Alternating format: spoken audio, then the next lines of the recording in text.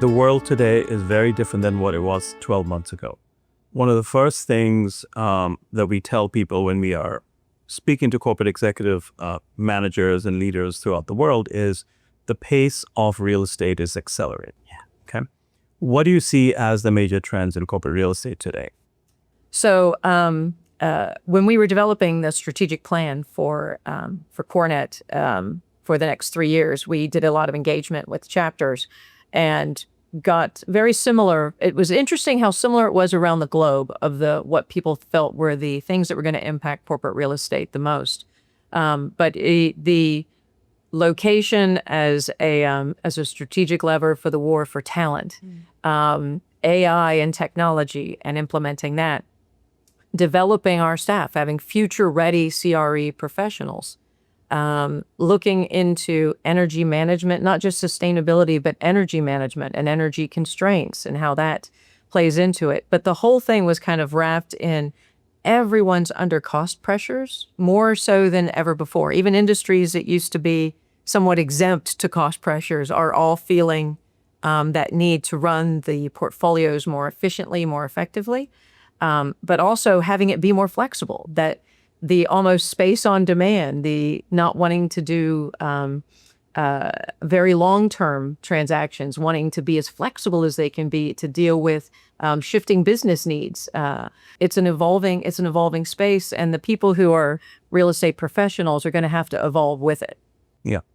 Sophia, does any of this resonate with you? Yeah, absolutely. I think right now what we're focused on is balanced optimization. So because everything is moving so quickly, AI, particularly at Google, we're piloting new things every day. Technology is moving really quickly, but real estate is a pretty slow-moving ship. We've got to find the right balance between optimization and really making sure that our clients' needs are taken care of. So there's always a backup plan to the backup plan. And to your point, in terms of location being strategic in terms of hiring, we're seeing that now, particularly this year, especially with the war for talent in certain markets. And we're really focused on building those markets that we currently have and making sure that we have the optionality to either ramp up or down if the case needs be. And I think what we're also seeing, since AI is affecting corporations broadly across every sector imaginable, the notion of reusability is becoming quite strong. I think CEOs and boards do not want different departments to come up with their own siloed solutions. So there's a greater need for real estate to be integrated into peer functions. Yeah. And there's an opportunity to leverage tools across versus developing.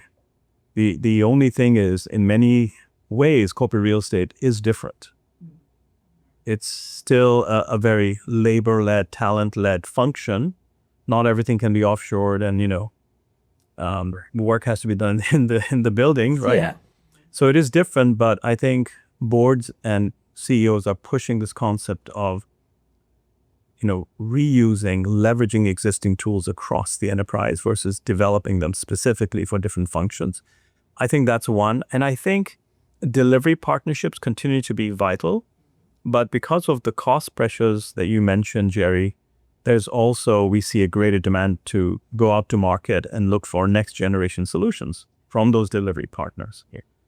But I think the technology that's coming in may in some way challenge some of the legacy models that have existed that have been very labor intensive.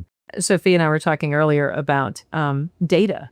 Even though, we all want to do the really leverage AI and some of these new technologies, but the thing that's holding back getting the real value out of it is that the legacy data is just not there. So when you overlay AI on it, you get back answers that employees find to be not credible based off of the fact that the data was bad.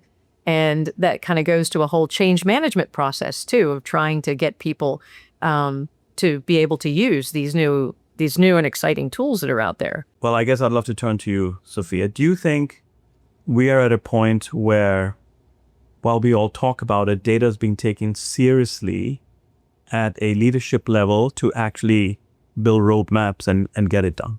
Yeah, absolutely, because that's the source. And again, we were speaking earlier of how hard it is to even determine how much square footage we're managing on a day-to-day basis. Things change quickly, leadership changes, directions change, but data should be that one thing that remains constant. It should be.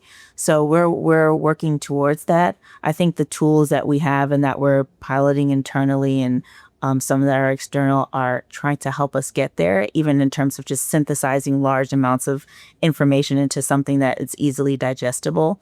But it's an iterative process, kind of like just real estate is an iterative process. Data management is an iterative process. And I think the importance of technology and data has risen within corporate real estate, but within the enterprise as well, as the importance of data and technology in corporate real estate as in all other functions.